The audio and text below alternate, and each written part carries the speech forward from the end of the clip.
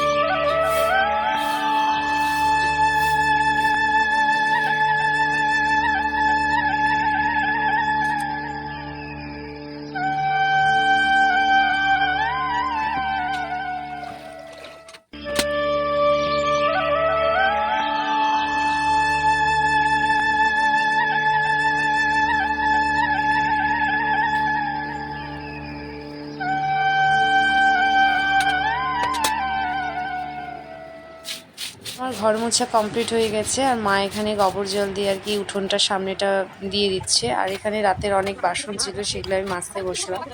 আর মাজতে মাজতে মায়ের সাথে এখানে আমার গল্প করতে করতে আমার বাসন মাজাও হয়ে গেছে। আর হচ্ছে আজকে দুপুরে হচ্ছে আমি ডালের বড়া করে মটর ডালের বড়া করে তরকারি রান্না করব। তো ডালটা ভিজিয়ে দিলাম, কারণ তাহলে সুবিধা হবে বাটতে। আর এখানে আমি ব্রাশ করে নিচ্ছি। আর দেখো বন্ধুরা, আমাদের গাছে প্রচুর জবা ফুল হয়। আর যেগুলো সব বাসন আর কি মেজেছিলাম, সেগুলো এখন উঠে গুছিয়ে নিচ্ছি রান্নাঘরে। আসলে আমার ছোট্ট রান্নাঘর তো, ওটাকেই সুন্দর করে গুছিয়ে ঠিকঠাক করে রেখেছি। কি করব বলো, অভাবের সংসারে আমাদের এইভাবেই চলতে হয়। আর এখানে মা হচ্ছে ডিউটি যাবে, তাই হচ্ছে মটর ডাল সিদ্ধ বসিয়ে দিয়েছি, কারণ মা হচ্ছে সকালের আর কি মুড়িটা খাওয়া হয়। আর এখানে মা আর আমি চা খেতে বসে গেছি, কারণ মা ডিউটি যাবে হচ্ছে, মাই চা করে, আমি একটা চা করতে খুব ভালোবাসি না।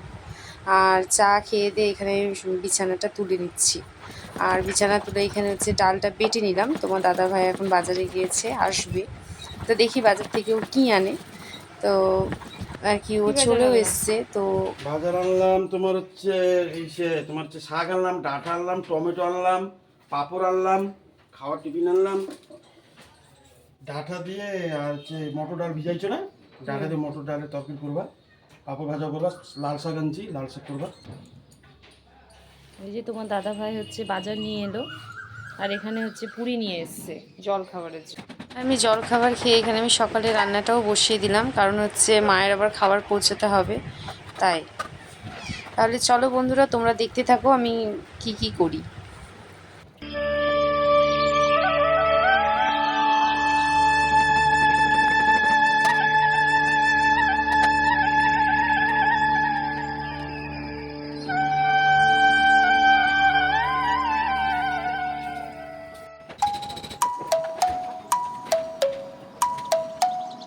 আমার এখানে রান্নাবান্নাও কমপ্লিট হয়ে গেছে বন্ধুরা, আর বাবার আমি এখানে খেতে বসেছি।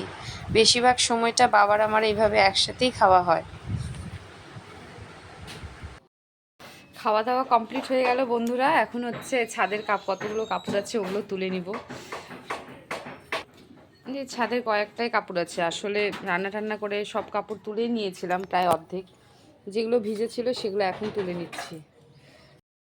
কি আনলাম মা মেলা দিয়ে? এই যে ধূপদানি, তারপরে প্রদীপ, ফ্যান নিল, পাপড়ি চাট আমার জন্য। আর এটা কি? তো দেখো বন্ধুরা, এই যে আমার ছেলে দেবপুরি গেছিল ওর ঠাম্মার সাথে মেলাতে। তো এই ফ্যানটা নিয়ে এসছে, বাবা ভালো করে দেখাও। এই ফ্যানটা নিয়ে এসছে, সুইচও আছে এখানে। তো ঠিক আছে বন্ধুরা, আমি আমার ব্লগটা এখানেই শেষ করছি। তোমরা ভালো থেকো, সুস্থ থেকো, আর আমাকে এইভাবে তোমরা ভালোবাসা দিও, আমার পাশে থেকো, আর আমাকে অবশ্যই তোমরা কিন্তু সাপোর্ট করো। তাহলে রাখছি বন্ধুরা।